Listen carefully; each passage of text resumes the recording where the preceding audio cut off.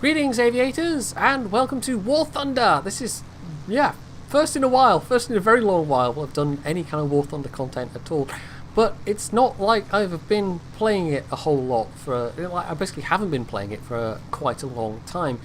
And it's only recently, with reinstalling things, that I decided to install it again via Steam, which avoids some problems for me, because doing it via the client still has issues, even after all these years, because you can only get the updates and whatever via peer-to-peer. It doesn't let you do any kind of direct download, and that results in my internet connection getting spammed by anti-peer-to-peer servers in various places around the world, which just slows my entire internet down until I restart the computer and walk away and leave it for half an hour. So it's really annoying. So yeah, Steam has been the way to go. So this is basically just a bit of bonus fluff. Don't expect any serious level of War Thunder content returning to the game. It's just I might play it from time to time. And one aircraft I fixed my sights on that's been in the game for a little while now actually is the Short Sunderland, because I'm a fan of this aircraft. It's just funky looking. It actually reminds me a lot of the various kind of aircraft that you'll see in some Studio Ghibli films, and particularly Nausicaa of the Valley of the Wind, because Miyazaki himself is a big kind of aviation buff, and it really does show in some of the films. Porco Rosso is probably the one that's most obvious. Anyway, so the Sunderland, it is a flying boat. It gets some bombs. I don't think you actually get torpedoes with this, but it's fairly low rank, so unlocking it wasn't really a problem. It was like a couple of battles over a couple of days, including a Wellington game where I didn't die. A Wellington RB game. I actually got to fly around with the 4,000-pound bombs and just bomb stuff, and actually helped win the game and didn't die. It was quite special. But in this one, I joined a match in progress. Again, it's an RB battle. Was going to go and try and bomb stuff, and then thought, you know what, I'm never going to make it. So I went to assist my allies near our own victory points instead, and ended up chasing a Yak 7 and trying to shoot him with my player-controlled MGs. And of course my AI turrets are going as well there. This thing, by the way, was nicknamed the Flying Porcupine. I think in later versions of the aircraft, and I don't actually know offhand what version of the aircraft this is, but it was known for having quite good turret protection, basically. And you can kind of think of this as being the equivalent of the PBY Catalina. It's maybe not quite as tough, but it's a bit faster, I think. Doesn't have the bomb load though. So I managed to shoot down that guy with my player control guns, but I'm not done yet. Now I am in serious trouble. That's an I-16 on my tail, and I'm desperately trying to dodge, hoping maybe an ally will come in and save me. But no, there's multiple enemies around at this point, and I've basically done for. Except I just got the KI-13 as well. It was one of my turrets that managed to nail him.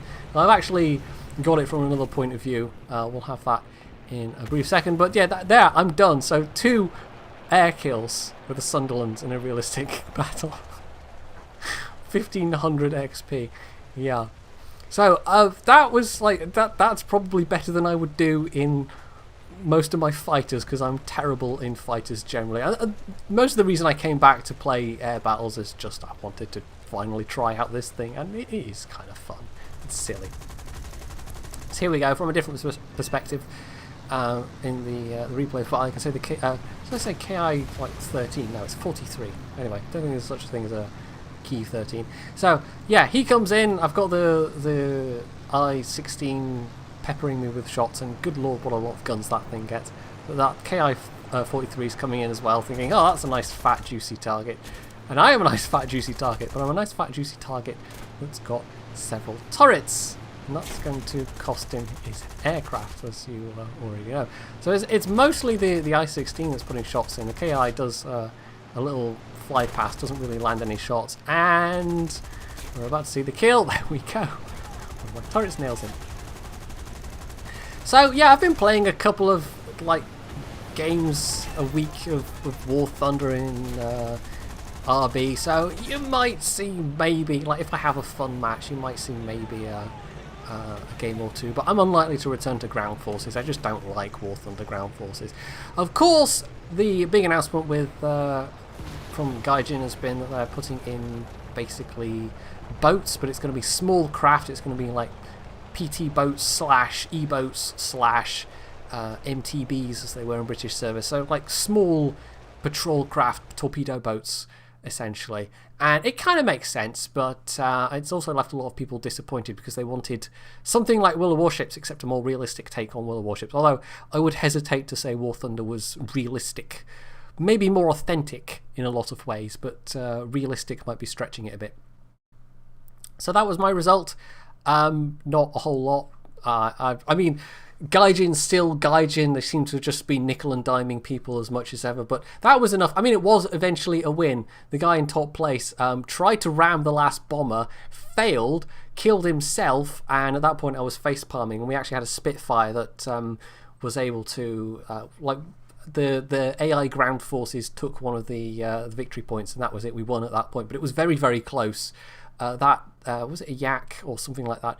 I was facepalming so hard at that. I wish I'd still. Maybe I should have recorded the entire replay, but yeah, he just like went up, and I was like, just shoot him, because I was just watching to see what the result was, and instead he rammed the guy, failed, died himself, and at that point I was just like, oh, okay, we've lost. But fortunately we didn't, and I got quite a nice result. So yeah, for my 2 air kills, that was actually 2nd place. It was just, I don't know, silly and derpy. So there you go, a bit of bonus War Thunder footage.